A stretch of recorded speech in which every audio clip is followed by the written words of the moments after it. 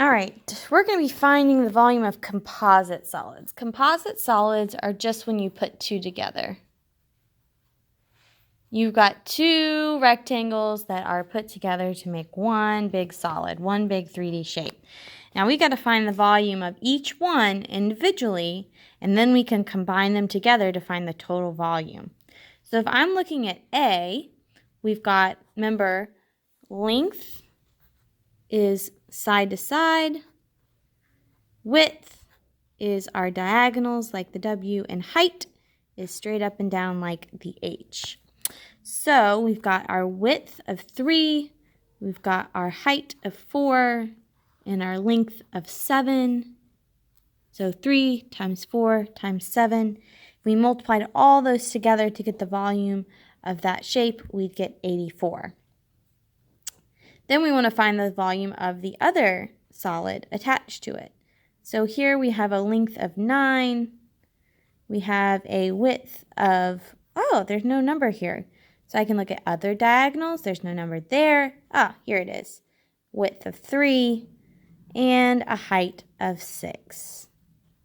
I can multiply 9 times 6 times 3 to get a total of 162. To get the total volume of the whole thing together, the composite shape is 84 plus 162. I'm adding the two volumes together, and I would get 246 cubic centimeters to find the whole volume. Now, if I have a figure like this where it's not numbered for me, I'm going to have to do a little bit of counting. The best thing to do is to break it up into different rectangles so you can do those separately. Remember, you can only find the volume of rectangular prisms, so we've got to make our rectangles ourselves here. So here's our first rectangle, here's going to be our second rectangle, and here's our last rectangle. We'll call this A, B, and C. Now, let's find it for A. A has, we want length and width. Find the area of our base, and then we'll multiply it by our height. Okay? So A, we've got our length of 2, and we've got our width of 3.